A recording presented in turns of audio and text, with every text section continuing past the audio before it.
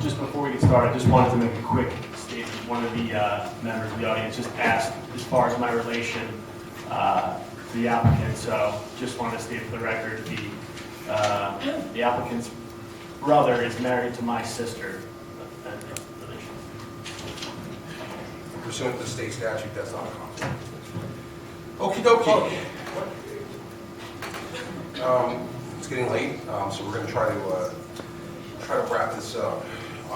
There were a number of conditions that were stated by the ABC Commission.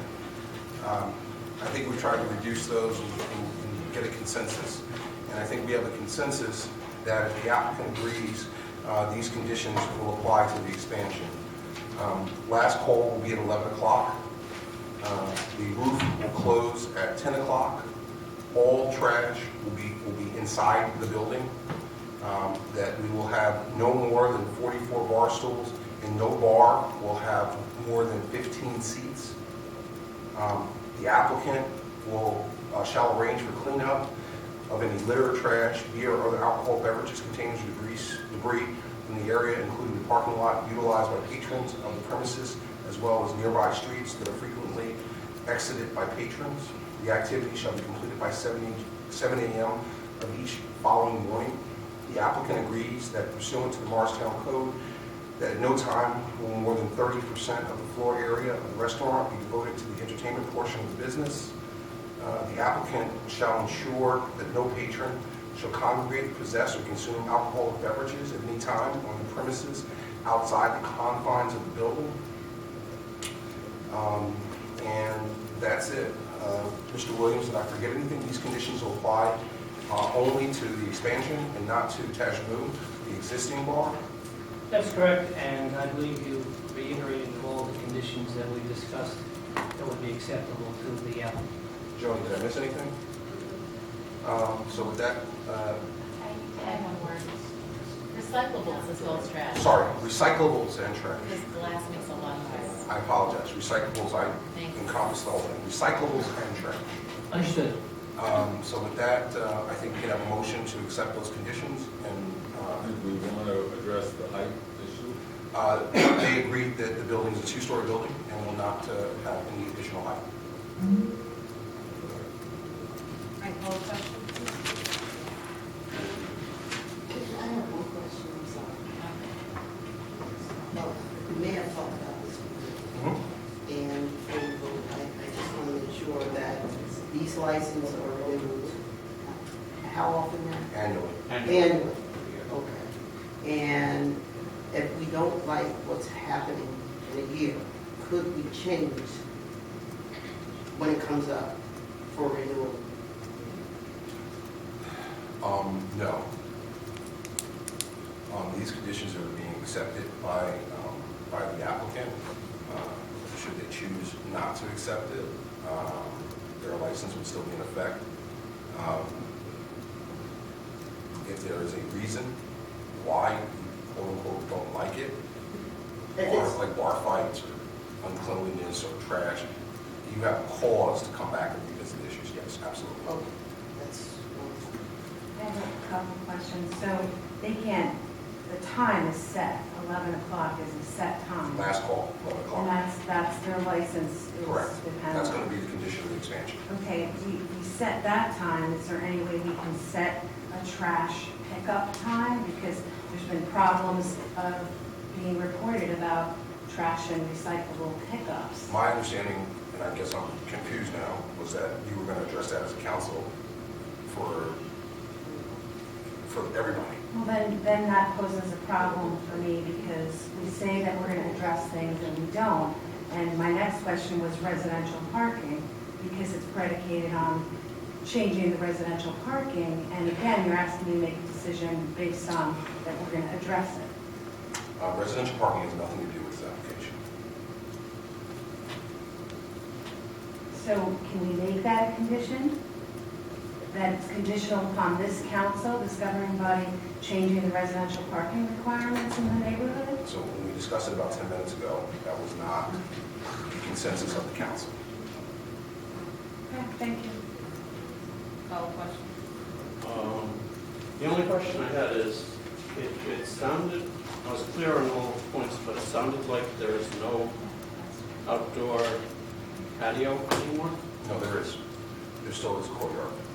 But I thought you said that there was no outdoor. Did not say that.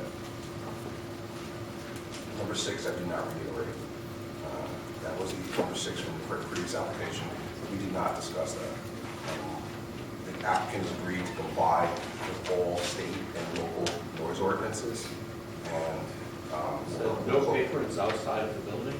yes, Drinking, private possessing or consuming alcohol. We'll draft it in the word. We'll draft the But that doesn't mean in the patio area? No, outside the building. The patio is actually an enclosed patio. It's not, it has a fence around it, but it's. It's got walls. Okay, that was just, do we have as the conditions, do I have a maker on that? I'll second. No, it's, Mr. Arnold. And this would be memorialized by a future resolution. This will be memorialized at our next, I guess we'll have to have an ABC meeting, or I guess we can have a council meeting and we can notice it and jump into our ABC function, but we'll let everything that we done. On the adoption of we can. the, Yes, we will.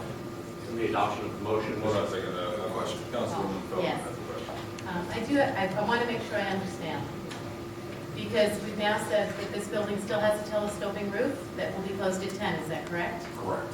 It will not become a full 2-story building with 2 full levels, which would give it twice the floor space almost of what's been put before us. In other words, while we have a 2-story height roof, the majority of this building as proposed is a 1-story building. And I just want to be clear on what it is we're voting on and what the potential occupancy of this establishment is. Am I making sense? So I guess the question is, do you agree that the occupancy as it's presented today will not be greater if there is some design Yes. modification that is required? So the floor area that we see of the 1-story plus the small 2nd story that's wherever it winds up being located, the total floor area will not increase beyond what's shown. The floor area would not increase, the occupancy would not increase, but the upstairs potentially could be somewhat larger if the building is moved back, but the number of people that would be a part of that floor space would not exceed what we proposed. I'm sorry. Well, if Mr. Armington's correct, we're, So essentially, the fire department's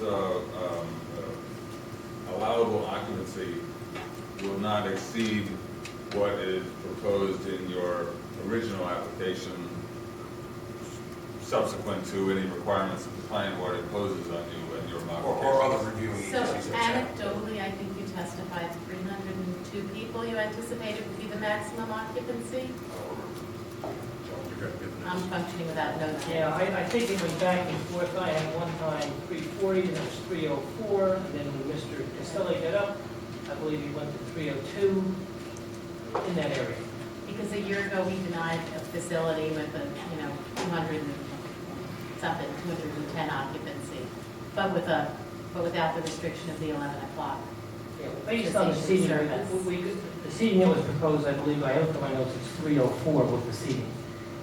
So we would consent that the occupancy for seating would be not exceed the 304 with seating. But, we can't do that because the fire department and other agencies are going to determine what it But actually the is. floor area of this establishment won't grow by 60%, No. which it could if it was truly a 2-story building. Well, if we made a 2-story building, it could increase, but it's not going to be, the only changes will occur if Mr. Armington's correct and we lose 35 feet in the back. We may add that to the top, but we still have the same square footage. Well, plus moving all the trash and recyclable indoors will take additional We'll take space. additional space. So I'm back to the position. Will you consent that the occupancy calculations that existed today with this presentation, you will not exceed them in a remodel, in a building model? If it's remodeled, we will not exceed. Thank you. Are you comfortable with the motion, or do you need it restated? The adoption of the motion as stated by Mr. Webster. Mr. Armington? Yes. Ms. Deeb? No. Ms. Feldman? Yes. Ms. Foster? Yes. Mr. GSELL? Yes. Mrs. Smith-REID? Yes. Council President Harris? Yes. And the motion carries. On behalf of the applicant, I thank you for the time you put into this. I especially thank council for working very diligently and keeping in touch with me and bringing this to a resolution. Thank you.